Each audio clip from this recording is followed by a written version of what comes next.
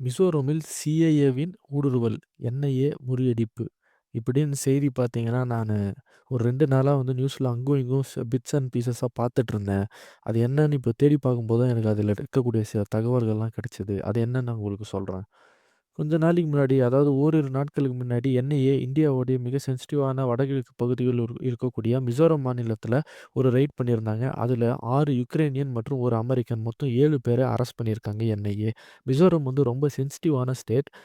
சொல்லப்போனா அங்க வந்து பார்த்தீங்கன்னா, நெறைய எத்னிக் குரூப்ஸ் பழங்குடி மக்கள் அதிகமாக வசிக்கக்கூடிய ஒரு பகுதி. நாமளே வந்து மிசோரமுக்கு போனோம்னா, அந்த ஆர்ஏபி எனப்படும் இந்த ஒரு பாஸ் வாங்குனா தான் மிசோரம்குள்ள சுத்தி பார்க்க முடியும். ஏன்னா, அது அந்த மக்கள பாதுகாக்கிறதுக்காக ஏற்படுத்தப்பட்ட சட்டத்தின் கீழ், வெளி மாநிலத்திலேருந்து வரவங்களும் ஆர்ஐபி வாங்கிட்டு போணும் அப்படின்னு சொல்லுவாங்க. அப்படி உள்நாட்டில இருக்கக்கூடிய வேற்று மாநிலத்தவர்களே ஆர்ஐபி வாங்கிக்கிட்டு தான் மிசோரம் போற சூழ்நிலையில, இந்த வெளிநாட்டினர் ஒரு டாக்குமெண்ட்ஸ் இல்லாம மிசோரம் வழியா மியான்மருக்கு அவ்வப்போது போயிட்டு வந்துட்டு இருந்திருக்காங்க. அத கண்காணிச்சுட்டு இருந்து, இப்போ கரெக்ட்டான நேரம் பார்த்து என்னையும் அவங்கள தூக்கியிருக்காங்க. உங்களுடைய நோக்கம் வந்து இப்போ மியான்மர்ல வந்து ஜுண்டா எனப்படும் ராணுவ ஆட்சி போயிட்டு இருக்கிறதுனால, ஒரு 3, 4 வருஷத்துக்கு முன்னாடி ஏற்பட்ட ராணுவ புரட்சியில, இப்போ அங்க பார்த்தீங்கன்னா, ப்ராப்பரான கவர்ன்மென்ட் இல்ல. இப்போ மிலிட்டரி தான் அங்க கவர்ன்மென்ட் ரன் பண்ணிட்டு இருக்காங்க. ஸோ அந்த நாட்ல நெறைய ஆயுதம் ஏந்திய போராட்டக் குழுக்கள், நெறைய போராளிங்கலாம் இருக்காங்க. அவங்களுக்கு ஆயுத சப்ளை மற்றும் பயிற்சி குடுக்குவதற்காக வந்திருக்காங்க இந்த 7 பேர். இதுல இந்த குரூப்புக்கு தலைவனா பார்க்கப்படுவது மேத்யூ வேன்டிக். இவங்க ஒரு அமெரிக்கன். அமெரிக்கன் மட்டும் இல்லாம மிக முக்கியமான ஒரு பிரைவேட் கான்ட்ராக்டர் அப்படின்னு சொல்லலாம்.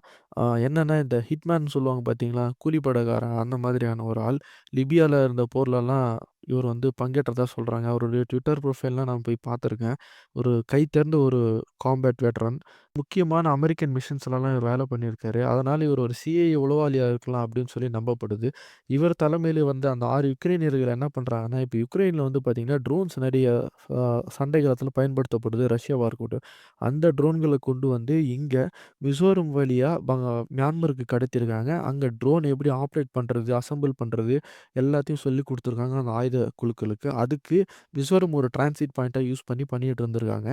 ரஷ்யாவுடைய நியூஸ்ல பார்த்தீங்கன்னா, ரஷ்யன் இன்டெலிஜென்ஸும், இந்தியன் இன்டெலிஜென்ஸும் பார்த்தீங்கன்னா, இந்த மாரி தகவல ஷேர் பண்ணி இவங்கள டைம் பார்த்து அரெஸ்ட் பண்ணியிருக்கிறதா சொல்றாங்க.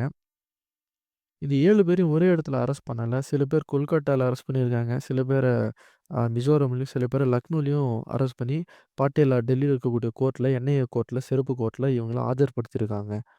நெறைய சார்ஜ் ஷீட் ஃபைல் பண்ணியிருக்காங்க இவங்க மேல. இந்தியாவுக்கு எதிரா செயல்படுவது, சதி செயல் தூண்டுவது இந்த மாரி நெறைய பிரிவின் கீழ் வழக்கு பதிவு செஞ்சு இவங்கள அரெஸ்ட் பண்ணியிருக்காங்க. சரியான நேரம் பார்த்து இவங்கள என்ஐஏ கைது பண்ணியிருக்கு. என்ஐஏ உடைய இந்த செயலுக்கு நம்முடைய பாராட்டுக்கள்.